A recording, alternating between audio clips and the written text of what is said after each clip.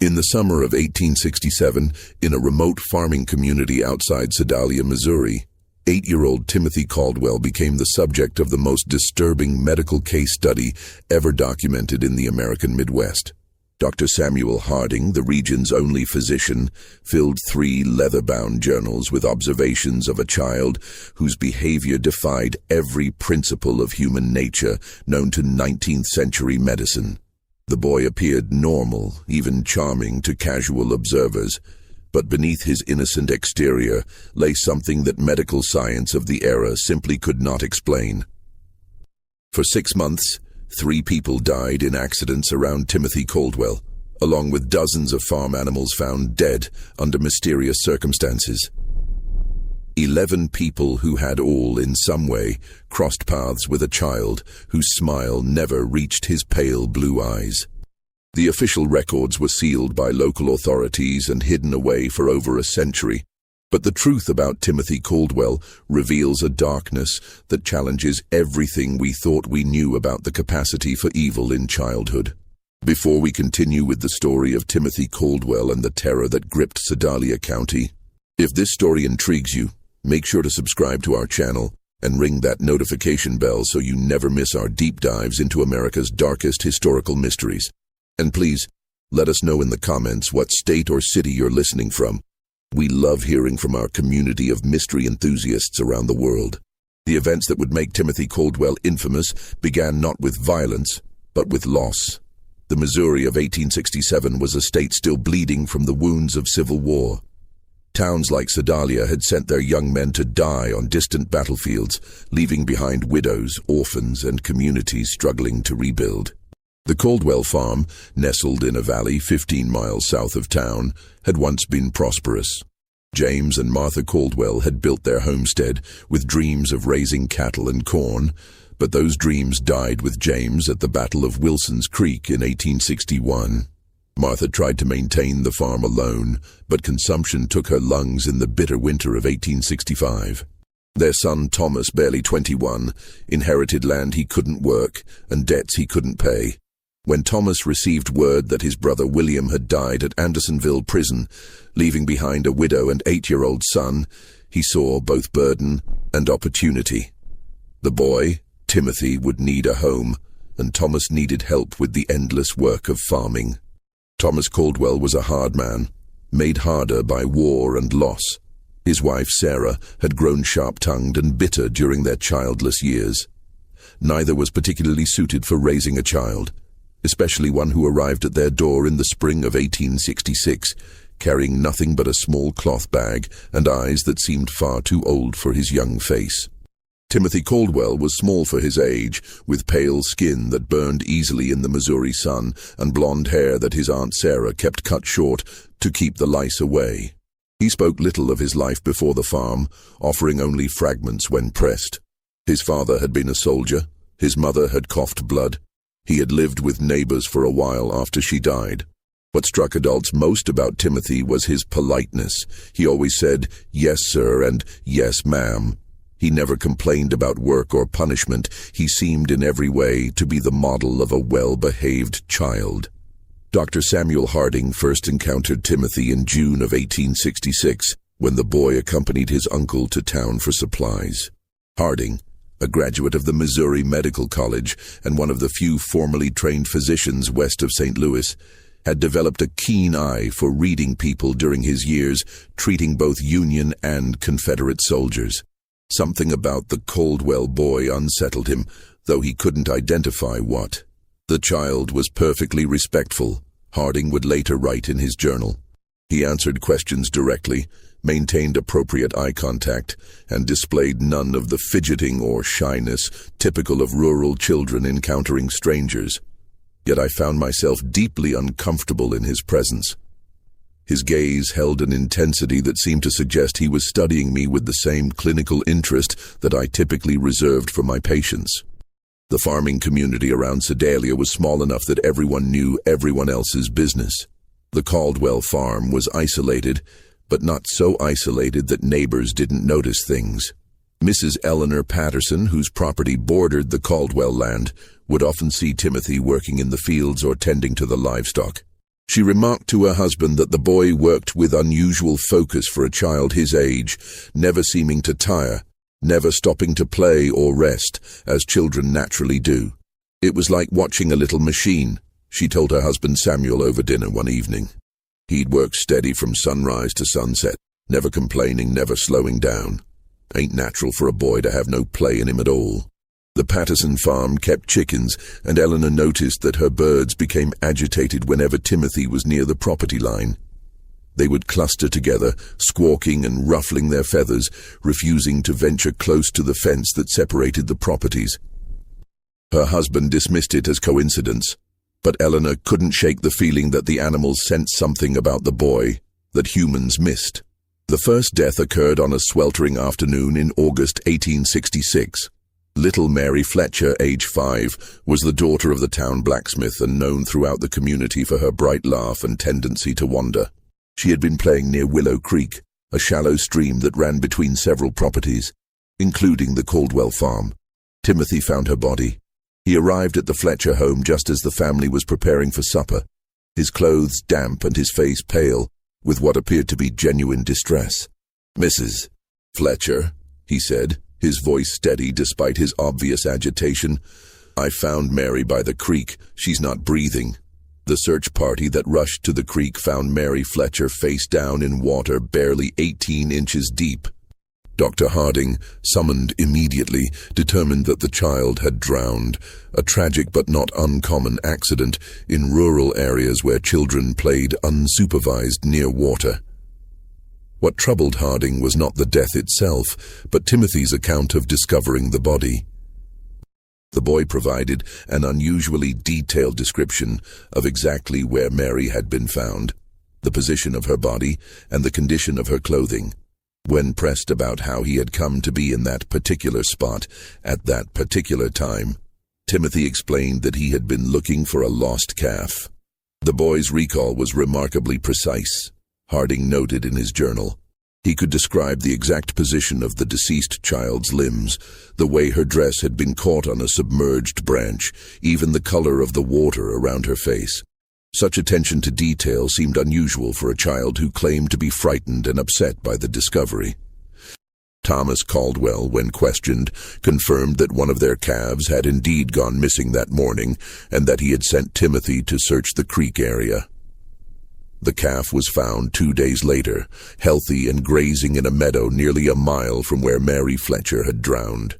The Fletcher family, devastated by their loss, received Timothy's sympathy with gratitude. He had, after all, been the one to find their daughter and alert them immediately. At the funeral, Timothy sat quietly with his aunt and uncle, his head bowed respectfully throughout the service.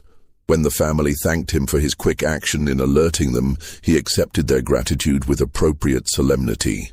"I wish I could have found her sooner," he told Mary's father, his voice carrying just the right note of regret and sorrow. But Eleanor Patterson, watching from across the church, noticed something that nagged at her for days afterward. When Mary Fletcher's mother collapsed in grief during the service, when the sight of the small coffin reduced grown men to tears, Timothy Caldwell's expression never changed. His head was bowed in apparent sorrow, but when he thought no one was looking, his pale blue eyes remained dry and watchful, taking in every detail of the scene around him. The second death came 3 weeks later. Old Henrik Larsson, a Norwegian immigrant who had worked as a logger before arthritis forced him into retirement, was found at the bottom of a rocky outcrop known locally as Devil's Bluff. The bluff overlooked the creek where Mary Fletcher had drowned, and Henrik was known to climb there regularly to check on the wild beehives he tended. Once again, Timothy Caldwell was involved in the discovery. He had been walking home from town when he spotted something unusual at the base of the bluff. "I saw Mr. Larsson's hat caught on a thorn bush," Timothy told the gathering crowd. "I called out to him but got no answer, so I climbed down to look." Henrik Larsson was dead, his neck broken from what appeared to be a fall from the top of the 40-foot bluff. Dr. Harding's examination revealed that the old man had likely died instantly upon impact. The only unusual aspect of the scene was the presence of several dead bees scattered around the body. far more than would typically be found away from a hive. Mr. Larson knew those bluffs better than any man in the county, Samuel Patterson told Dr. Harding after the examination. He'd been climbing up there for 3 years, never had so much as a stumble. Don't make sense he'd fall now. Timothy, when questioned, suggested that perhaps the old man had been stung by bees and lost his footing. He was always talking about how angry they get when you disturb them, the boy said. Maybe they swarmed him and he got confused. Dr. Harding found Timothy's explanation plausible, but something about the scene bothered him.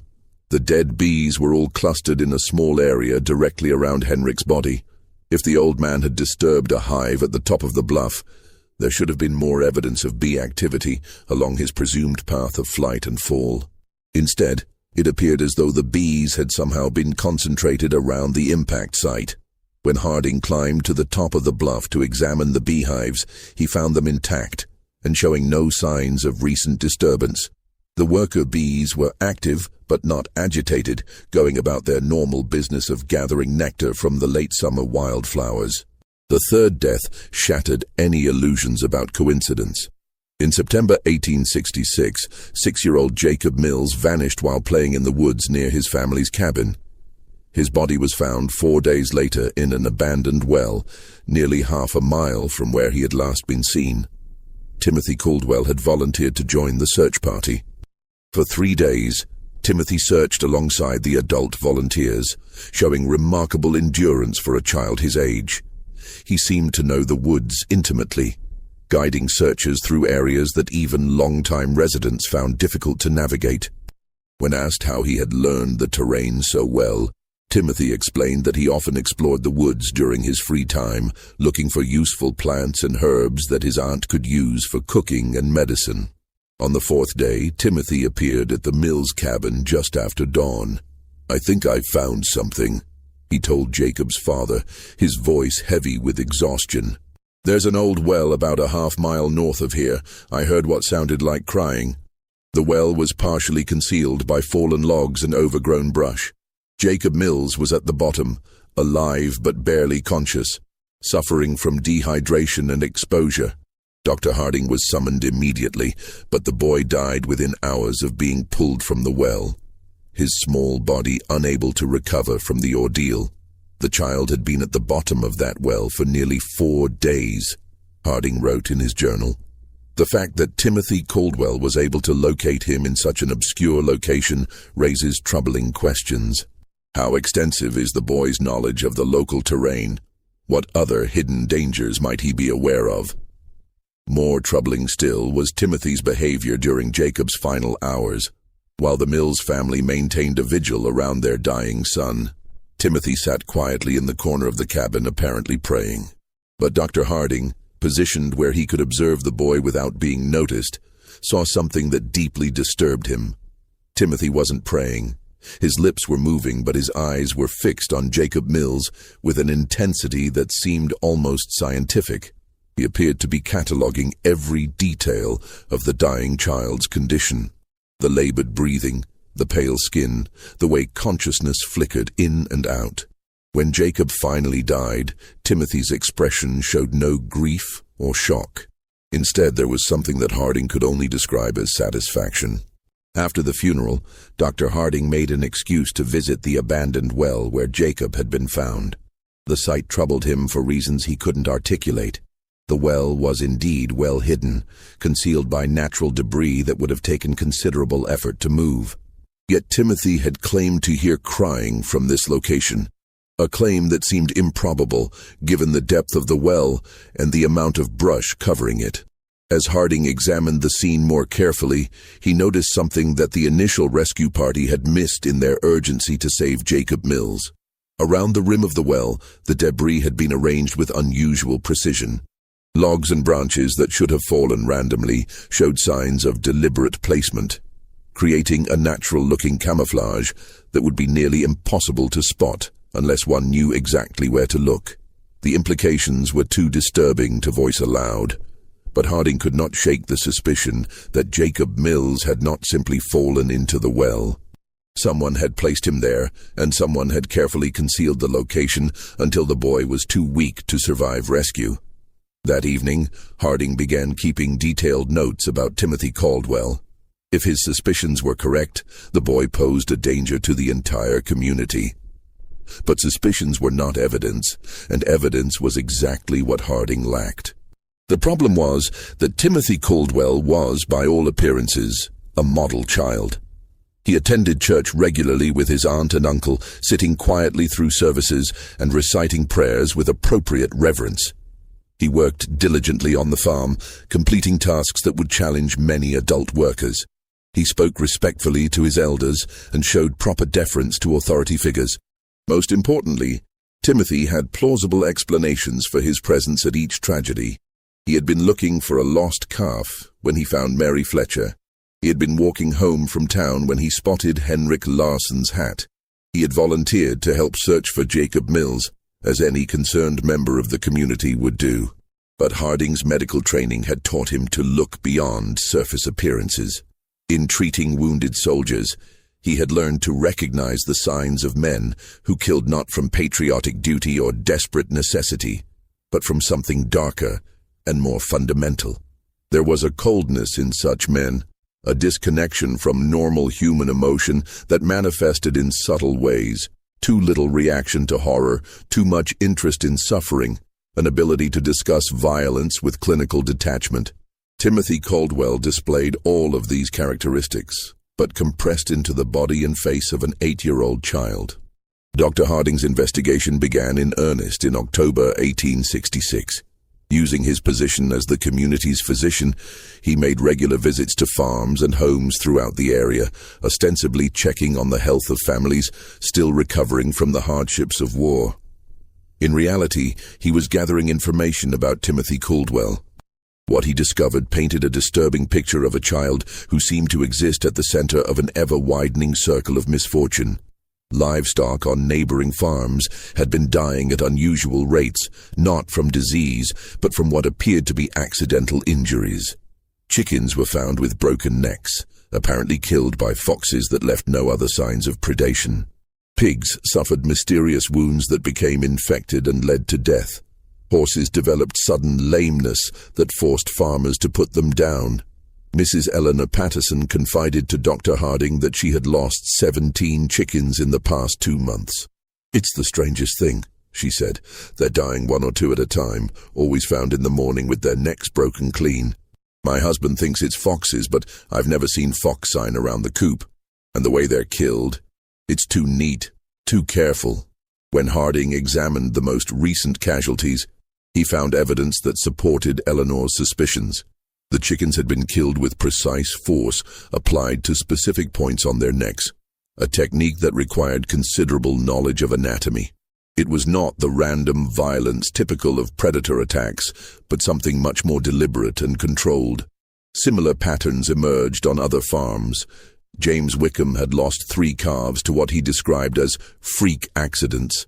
Animals that had somehow managed to strangle themselves on ropes or wedge their heads in fence rails in ways that defied logical explanation. Robert Dunham's prize bull had fallen into a ditch and broken its leg, despite being one of the most sure-footed animals in the county.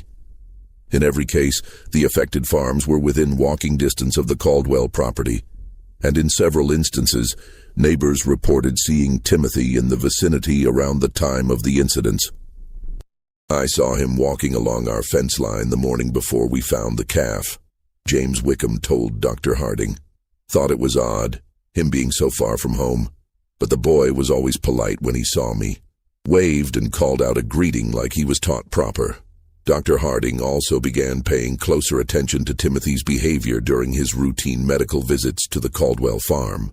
The boy was always present during these visits, standing quietly while Dr. Harding examined his aunt and uncle for the various ailments common to farming life. But Harding noticed that Timothy watched these examinations with unusual interest, asking questions about anatomy and medical procedures that seemed advanced for a child his age. "How do you know if someone's really dead?" Timothy asked during one visit, his tone casual as if discussing the weather. "Sometimes people just look like they're sleeping."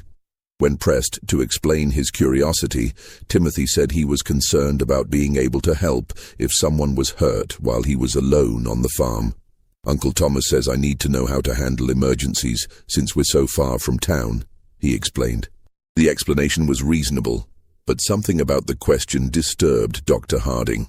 There was a clinical quality to Timothy's interest in death and injury that went beyond normal childhood curiosity.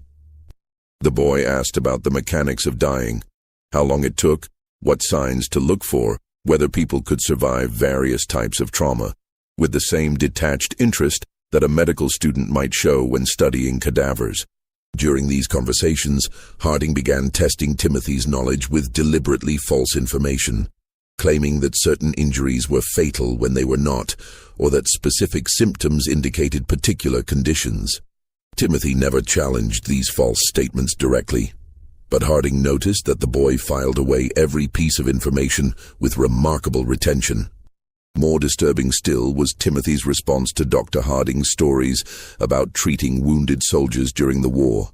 While most children showed appropriate shock or sadness when hearing about battlefield injuries, Timothy listened with rapt attention, asking detailed questions about wound patterns, blood loss, and survival rates. "Did they scream a lot when you cut off their arms?"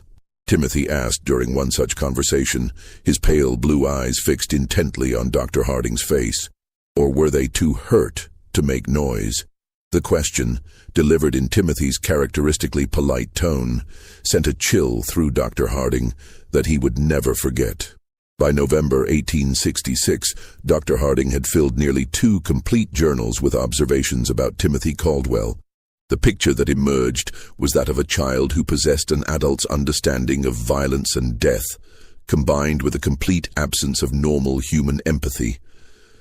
But documentation was not the same as evidence, and evidence was what Harding would need if he hoped to protect the community from what he increasingly believed was a dangerous predator. The opportunity to gather that evidence came when Thomas Caldwell injured his back during the fall harvest.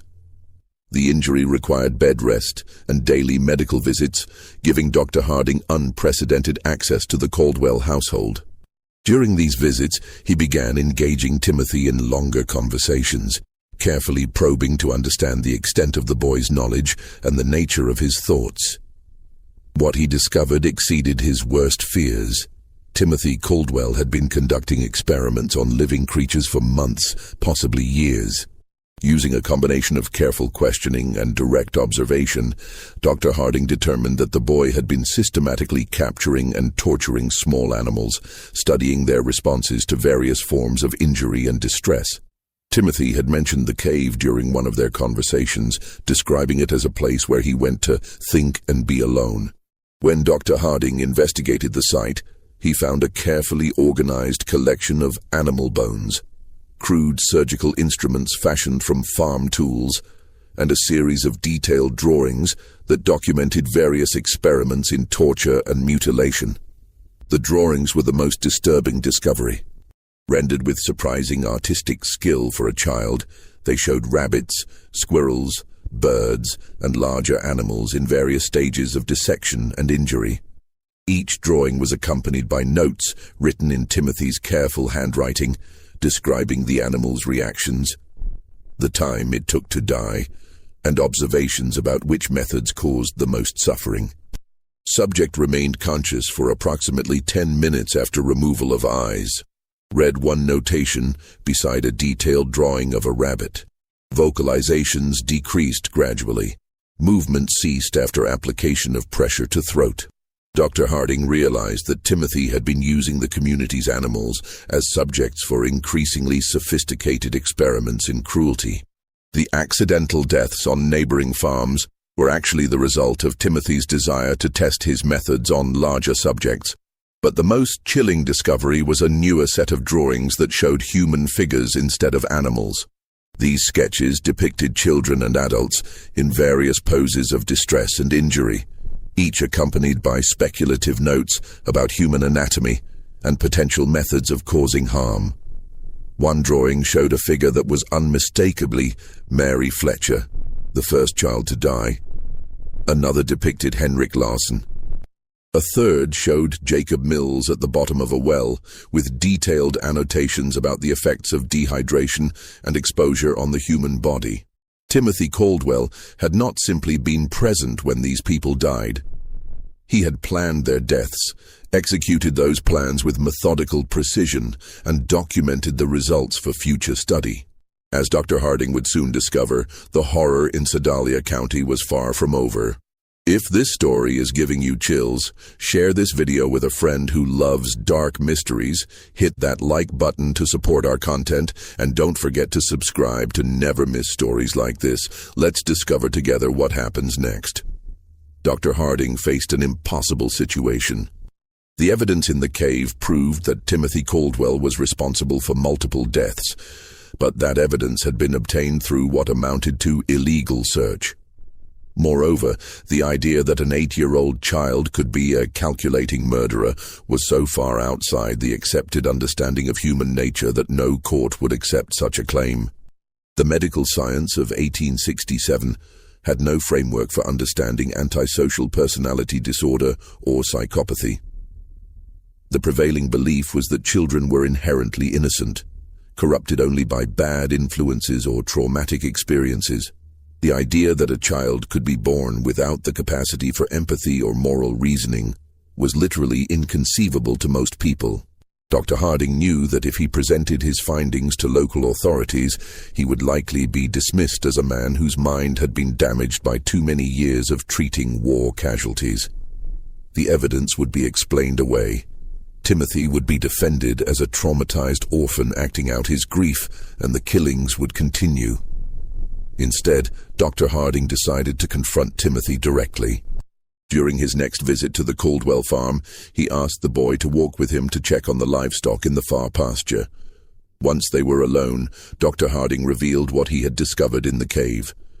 Timothy's reaction was not what Dr. Harding had expected. The boy showed no surprise, no denial, no fear at being caught. Instead, he listened calmly as Dr. Harding described the drawings and notes, occasionally nodding as if confirming the accuracy of the doctor's observations. "You're not going to tell anyone," Timothy said, when Dr. Harding finished speaking. It was not a question or a plea, but a statement of fact delivered with absolute confidence. "Why wouldn't I?" Dr. Harding asked, genuinely curious about the boy's reasoning. Timothy smiled, the first genuine expression of emotion that Dr. Harding had ever seen on his face. "Because no one would believe you," he said, "and because you're curious about what I'll do next." The boy was right on both counts. Dr. Harding knew that his claims would sound like the ravings of a man losing his sanity. But Timothy had also identified something that the doctor was reluctant to admit even to himself: a scientific fascination with observing the development of what might be the most dangerous human being he had ever encountered. "How long have you been doing this?" Dr. Harding asked. "Since I was 5, Timothy replied matter-of-factly. "Maybe earlier. I started with insects, then mice, then bigger things. It's interesting to see how different animals react to the same treatments." "And the people who died?" Timothy shrugged. "They were experiments too. I wanted to see if people would react the same way as animals. They do, mostly, but they're better at understanding what's happening to them. That makes it more interesting." Dr. Harding felt a chill that had nothing to do with the November air. "What are you planning to do next?" Timothy considered the question seriously before answering. "I need to find out what happens when you hurt someone who trusts you completely. Someone who wouldn't suspect anything until it was too late." The implication was clear. Timothy was planning to kill his aunt and uncle. Dr. Harding knew he had perhaps days, possibly only hours, before Timothy acted on his plans. The boy had revealed his intentions with the casual confidence of someone who believed himself untouchable, and past experience suggested that Timothy did not delay once he had decided on a course of action. That evening, Dr. Harding visited Sheriff William Crawford in Sedalia. Crawford was a practical man who had served with distinction in the Union Army and had little patience for theories or speculation. But he also trusted Dr. Harding's judgment and was willing to listen to evidence, regardless of how unusual the circumstances might be. Dr. Harding presented his case carefully, focusing on verifiable facts rather than psychological theories. He showed Crawford the drawings and notes from the cave, pointed out the pattern of deaths and accidents surrounding Timothy, and documented the boy's unusual knowledge of anatomy and violence. Most importantly, Dr. Harding revealed Timothy's stated intention to kill his aunt and uncle. This was information that could not be ignored, regardless of the source. "Even if half of what you're telling me is true," Sheriff Crawford said after reviewing the evidence, examining each disturbing drawing with growing alarm, "we can't arrest a child for drawings and suspicions, but we can watch him, and we can be ready to act if he tries anything." Crawford studied the anatomical precision of Timothy's sketches, noting details that even his experience as a Civil War veteran hadn't prepared him for. The two men spent hours developing their strategy, bringing in Crawford's most trusted deputies, men who had served under him during the war and could be counted on to remain steady under pressure. Dr. Harding and Sheriff Crawford developed a comprehensive plan. Dr. Harding would arrive at the Caldwell farm at his usual time, bringing laudanum ostensibly for Thomas's pain management, but actually to keep both Thomas and Sarah sedated enough to prevent Timothy from harming them easily. Sheriff Crawford and his deputies would position themselves strategically around the farm property, close enough to respond quickly but far enough away to avoid detection. The plan was put into effect the following morning. As Dr. Harding approached the farmhouse in his buggy, he noticed immediately that something was different. The usual morning sounds of farm activity, chickens pecking in the yard, pigs grunting in their pen, were absent. The property held an unsettling quiet that made his skin crawl. Timothy appeared in the doorway before Dr. Harding had even climbed down from his buggy. The boy stood perfectly still, his pale blue eyes tracking the doctor's movements with predatory focus.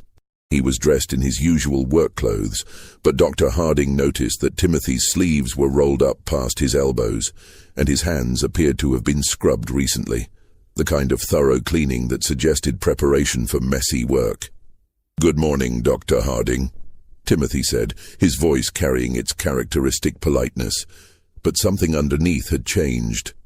There was an anticipation there, an excitement that the boy was struggling to contain. "I've been waiting for you." The words sent a chill through Dr. Harding. Timothy's use of waiting suggested that he had been expecting this visit, had perhaps even been counting on it as part of whatever plan he had set in motion. Inside the house, Dr. Harding found Thomas and Sarah Caldwell in their bedroom, both apparently sleeping peacefully. But as he approached Thomas's bed to check his condition, he noticed that the man's breathing was unusually shallow, and his skin had taken on a grayish pallor that suggested more than natural sleep. "What did you give them?" Dr. Harding asked quietly, not turning to look at Timothy but knowing the boy was watching every move he made. "Just some herbs I found in the woods," Timothy replied, his tone innocent but his choice of words deliberate. "There are so many interesting plants growing wild around here. Some of them have very useful properties." Dr. Harding checked Thomas's pulse and found it weak but steady. Sarah showed similar symptoms. She was deeply unconscious but still alive. Whatever Timothy had used, he had been careful about the dosage. The boy wanted his victims helpless but alive, at least for now. "They're not going to wake up for several hours," Timothy continued conversationally. "That should give us plenty of time to talk without interruption." The conversation that followed was unlike anything Dr. Harding had ever experienced. Timothy spoke about murder and torture with the clinical detachment of a medical professor discussing anatomy. He described his experiments on animals and humans with scientific precision, explaining his methodologies and the insights he had gained from each death.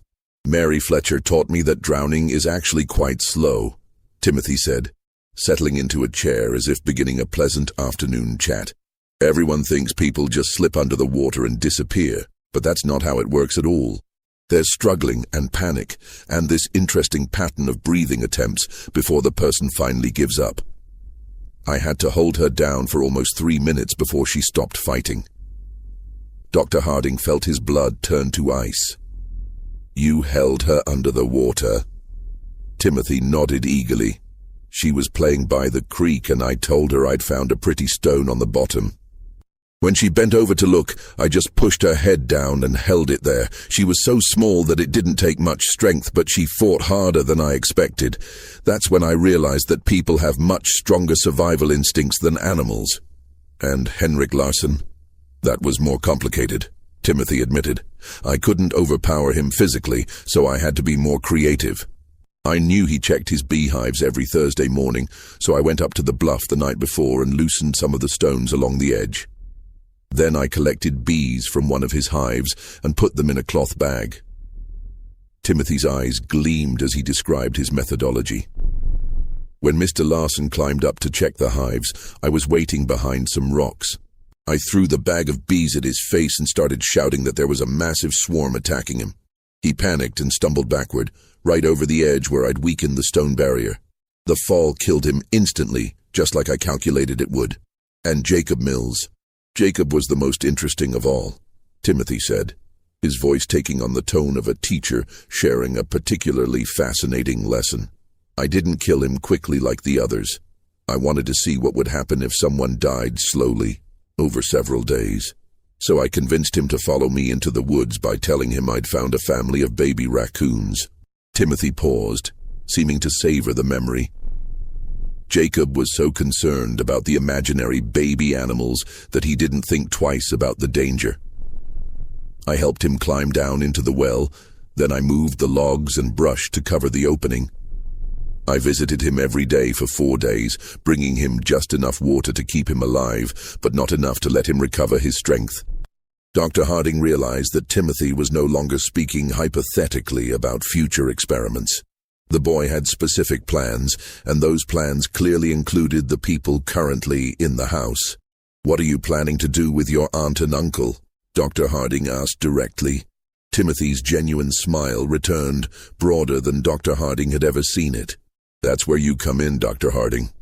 See, all of my previous experiments have been with people who didn't know what was happening to them until it was too late. But you're different. You understand exactly what I am and what I'm capable of. That makes you the perfect subject for a completely new type of study." As Timothy spoke, he began moving around the room, gathering items that Dr. Harding recognized as potential weapons: rope from the barn, a heavy candlestick from the mantelpiece, several sharp kitchen implements. The boy organized his tools with methodical precision, as if preparing for surgery. "I want to find out what happens when someone who knows they're going to die tries to save people they care about," Timothy continued, his excitement growing. "Will you sacrifice yourself to save Uncle Thomas and Aunt Sarah? Will you try to fight me even though you know I've planned for that possibility? Will you try to run away and abandon them to save yourself?" Dr. Harding knew that the time for conversation had passed. Timothy had revealed enough of his plans to make clear that everyone in the house was in immediate mortal danger. He drew the pistol from his medical bag and pointed it at the boy. "Step away from the knives, Timothy," Dr. Harding said, his voice steady despite his racing heart. Timothy looked at the pistol with interest rather than fear.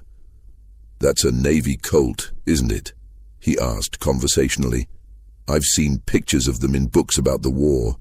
How many bullets does it hold?" "6, Dr. Harding replied automatically, then immediately regretted providing the information. "And how many people are you trying to protect?" Timothy asked. "There's Uncle Thomas, Aunt Sarah, yourself, and presumably the 3 law enforcement officers outside. That's 6 people if my counting is correct. So even if you shoot me, you'll have used up all your ammunition." Timothy moved closer, no longer bothering to stay out of pistol range. "You want to know how I became what I am?" he said, his voice taking on an almost hypnotic quality. "You want to understand whether I was born this way, or whether something made me this way. You want to know if there are others like me, and how to recognize them before they start killing." Each statement was true, and Timothy's ability to identify and exploit Dr. Harding's intellectual curiosity was as frightening as his capacity for violence. The boy understood people well enough to predict their behavior and manipulate their responses, even when they knew they were being manipulated. The confrontation came as Timothy approached his sleeping uncle with a length of rope in his hands. Dr. Harding stepped forward to intervene, but Timothy moved with surprising speed and strength, producing the kitchen knife and slashing at the doctor's arm. The struggle that followed was brief, but violent. Timothy fought with the desperate ferocity of a cornered animal, using the knife with skill that spoke of considerable practice.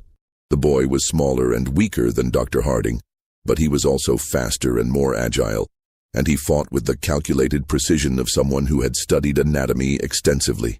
Dr. Harding managed to grab Timothy's wrist and twist until the boy dropped the knife. But Timothy immediately produced another blade from his clothing. It became clear that the boy had prepared multiple weapons and positioned them strategically throughout the house. The sound of their fight brought Sheriff Crawford and his deputies running from their concealed positions. They burst through the back door to find Dr. Harding struggling with Timothy, while Thomas and Sarah Caldwell lay unconscious on their bed, apparently unaware of the violence occurring around them. Deputy Mitchell quickly subdued Timothy, while Dr. Harding caught his breath and checked on the unconscious couple. When the dust settled, Timothy Caldwell sat calmly in the corner of the room, his clothes torn and his face bloodied, but his pale blue eyes still holding that same cold intelligence that had first disturbed Dr. Harding so many months earlier. "You can't prove anything," Timothy said as the deputies secured him with ropes. "Nobody will believe that a child did all those things." Sheriff Crawford looked down at the boy with a mixture of disgust and fascination. "Maybe not," he said, "but we don't have to prove everything. Attempting to murder your family is enough to see you locked up, regardless of your age." Timothy smiled at that, the same genuine expression of emotion that Dr. Harding had seen the day before. "You won't hang me," he said with absolute confidence. "I'm too young and I'm too interesting. Someone will want to study me instead." Just when we thought we'd seen it all, the horror in Sedalia County intensifies. If this story is giving you chills, share this video with a friend who loves dark mysteries. Hit that like button to support our content. And don't forget to subscribe to never miss stories like this. Let's discover together what happens next. Timothy Caldwell was wrong about his fate, but right about the impossibility of proving his crimes. When Sheriff Crawford attempted to present the evidence from the cave to county prosecutors, he encountered exactly the resistance that Dr. Harding had predicted. The drawings and notes were dismissed as the products of a disturbed child acting out trauma from his parents' deaths. The pattern of accidents and deaths was attributed to coincidence compounded by Timothy's unfortunate habit of being helpful during emergencies. The attempted murder of Thomas and Sarah Caldwell, however, could not be explained away. 3 law enforcement officers had witnessed Timothy attacking his sleeping relatives with clear intent to kill. Even the most sympathetic observers could not argue that an 8-year-old boy would attack family members with a knife unless something fundamental was wrong with his character. The legal system of 1867 had no framework for dealing with violent children. Timothy was too young for adult prosecution, but too dangerous for simple placement in an orphanage or reformatory.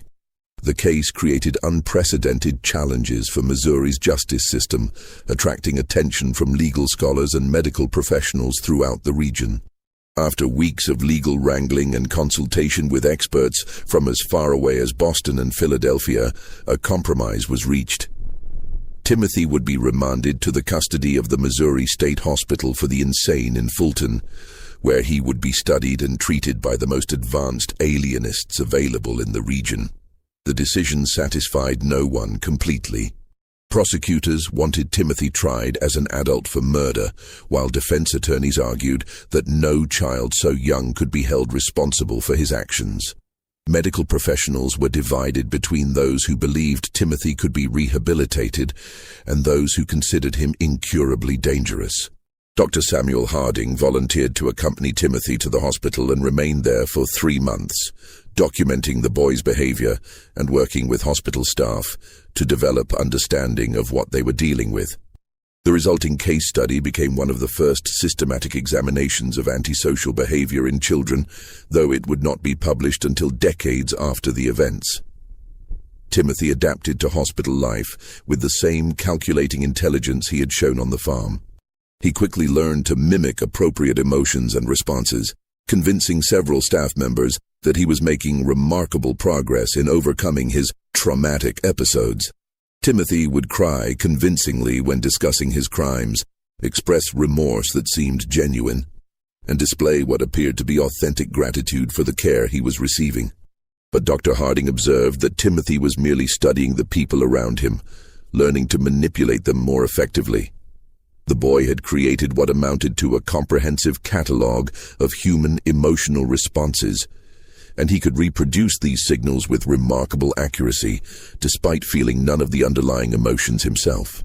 The subject displays remarkable cognitive abilities, coupled with complete absence of genuine emotional response, Dr. Harding wrote in his detailed reports. He has learned to simulate normal human reactions with sufficient skill to deceive casual observers, but extended observation reveals the performance to be entirely artificial.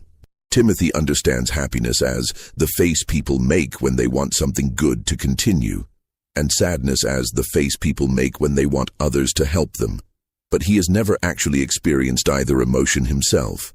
Dr. Harding's evaluation also revealed the extent of Timothy's violent fantasies and future plans. When the boy believed he had gained Dr. Harding's trust by pretending to be fascinated by the scientific approach to studying human behavior, Timothy began sharing ideas for future experiments that made his past crimes seem almost restrained by comparison. He has developed elaborate scenarios for testing human responses to various forms of psychological and physical torture, Dr. Harding reported confidentially. His plans demonstrate remarkable creativity and attention to detail, as well as a sophisticated understanding of human psychology. If he were allowed to mature and gain additional resources, he would likely become one of the most dangerous individuals in American history. The hospital records show that Timothy remained at the facility for 18 months. During that time, several unexplained incidents occurred that bore the hallmarks of Timothy's methods. Other patients were found dead in circumstances that suggested accident or natural causes, but which showed patterns of deliberate planning when examined carefully. 3 elderly patients died from apparent heart failure after interacting with Timothy, though all had been in relatively good health previously. 2 younger patients suffered what appeared to be accidental falls that resulted in serious injuries. But both incidents occurred in areas where Timothy had been seen earlier in the day. Most disturbing were the reports of patients who claimed Timothy had been visiting them at night, standing silently beside their beds and watching them sleep. Hospital staff who worked closely with Timothy also began experiencing unusual problems. Several nurses reported persistent nightmares after spending time with the boy, dreams that often featured detailed scenarios of violence and death. 2 attendants requested transfers to other wards, claiming that they felt constantly watched, even when Timothy was supposedly confined to his room. Dr. Martha Fitzgerald, who had been brought in to provide additional expertise in treating Timothy, discovered that the boy had been keeping a secret journal. Timothy had convinced one of the nurses to provide him with paper and pencil for therapeutic writing exercises, claiming that recording his thoughts and feelings would help him process his emotions more effectively. The journal appeared to contain exactly what Timothy had claimed: daily entries describing his thoughts, his regrets about past actions, and his hopes for future rehabilitation. The writing was appropriately childlike in its language and emotional content, and it painted a picture of a deeply troubled but fundamentally redeemable young person struggling to overcome traumatic experiences. But Dr. Fitzgerald's training in European psychiatric techniques included familiarity with coded communication systems. When she applied analytical methods to Timothy's journal, she discovered that the innocent-seeming entries contained a sophisticated cipher system. The decoded messages revealed Timothy's true thoughts and plans in disturbing detail. Rather than experiencing remorse or rehabilitation, he was conducting a systematic study of the hospital, its staff, and its security procedures. His goal was not merely to escape, but to use his time in confinement to develop more advanced techniques for manipulation and murder. Day 47. Dr. F believes my tears during today's session were authentic. Read one decoded entry. Her response pattern indicates increased sympathy and reduced suspicion. Estimate 3 more weeks of consistent performance will be required to establish sufficient trust for physical contact during sessions. The discovery of Timothy's coded journal led to an immediate tightening of security procedures and a reduction in his contact with hospital staff. But Timothy adapted to these changes with characteristic flexibility, shifting his focus from manipulation to information gathering about hospital routines and potential escape routes. In the summer of 1868, Timothy Caldwell disappeared from the Missouri State Hospital under circumstances that were never fully explained. The official investigation concluded that he had somehow managed to escape during a transfer between buildings, despite being under constant supervision by multiple guards. Dr. Harding suspected that Timothy's escape had been far more sophisticated than the official report suggested. The boy had demonstrated remarkable patience and planning ability throughout his confinement, and it seemed likely that he had spent months preparing for his departure. Evidence discovered after Timothy's disappearance suggested that he had been manipulating the facility staff far more successfully than anyone had realized. Several guards reported having made small policy exceptions for Timothy in the weeks before his escape, allowing him slightly longer exercise periods, providing him with additional reading materials, making minor adjustments to his daily routine that individually seemed harmless, but collectively may have created opportunities for escape. He spent a year and a half studying that facility and its personnel, Dr. Harding wrote in his final report on the case. By the time he made his move, he understood the psychology of every person who worked there better than they understood themselves. His escape wasn't an act of desperation, it was the culmination of a carefully executed plan. In the months and years following Timothy's disappearance, Dr. Harding began collecting reports of suspicious deaths and accidents throughout the Midwest. Many of these incidents bore hallmarks that seemed consistent with Timothy's methods. Carefully staged accidents that resulted in death, evidence of systematic torture of animals, and the presence of a child who seemed unusually helpful and emotionally mature. The challenge was that Timothy would now be older, potentially strong enough to overpower adult victims, and certainly sophisticated enough to avoid the mistakes that had led to his original capture. His time of intensive study in human psychology, combined with his natural intelligence and complete lack of moral restraint, had created something unprecedented in American criminal history. Dr. Harding spent the remaining years of his career tracking these reports and attempting to develop a comprehensive understanding of what Timothy Caldwell represented. His private journals, discovered after his death in 1891, contained hundreds of pages documenting cases that might have involved Timothy, along with theoretical discussions about the nature of evil and the possibility that some individuals might be born without the capacity for moral reasoning. The broader implications of Timothy's case continued to influence discussions about criminal justice, child psychology, and mental health treatment for decades after his disappearance. His ability to deceive trained professionals raised uncomfortable questions about the reliability of psychiatric evaluation, while his manipulative skills highlighted the potential dangers of assuming that all children are inherently innocent and redeemable. The Caldwell farm was abandoned after Thomas and Sarah recovered from their ordeal. Neither could bear to remain in the place where they had unknowingly harbored a killer for nearly 2 years. The property eventually reverted to the county and was sold to developers in the 1890s, but local residents avoided the area for decades afterward. The cave where Timothy had conducted his experiments was sealed by Sheriff Crawford shortly after the boy's arrest, but the location was never forgotten by those who knew of its significance. Local legend claimed that the cave was cursed and that animals would not graze in the surrounding area. Dr. Harding's journals were donated to the Missouri Historical Society in 1923 by his daughter, who felt that the scientific value of her father's observations outweighed concerns about the disturbing nature of the content. The journals remain in the Society's archives, available to researchers who can demonstrate legitimate academic interest in the development of psychological understanding. Thomas and Sarah Caldwell never spoke publicly about their experience with Timothy, but both lived under assumed names for the remainder of their lives, apparently fearing that the boy might someday return to finish what he had started. Sarah died in 1889, and Thomas followed in 1894. Neither ever had children of their own. In his final journal entry, written just days before his death in 1891, Dr. Harding reflected on the broader implications of Timothy's case. "I have spent 24 years trying to understand what Timothy Caldwell represented, and I fear I have reached a disturbing conclusion. Timothy was not an aberration. He was a glimpse into what human beings might become when stripped of the moral and emotional constraints that we consider fundamental to our nature.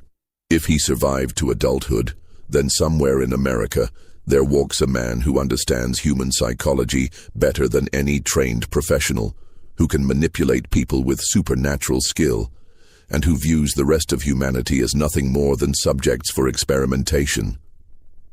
This mystery shows us that evil can wear the face of innocence, and that our assumptions about childhood and human nature may be dangerously naive.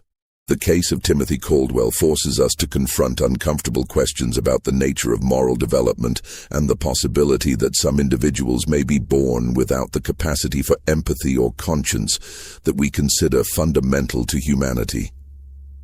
What do you think of this story? Do you believe everything was revealed, or might there be more to Timothy Caldwell's fate than the official records suggest? Leave your comment below and let us know your thoughts about this disturbing chapter in American history. If you enjoyed this tale and want more horror stories like this, subscribe, hit the notification bell, and share with someone who loves mysteries as dark and complex as this one. Remember, the truth is often more terrifying than fiction, and history holds secrets that continue to challenge our understanding of human nature. See you in the next video.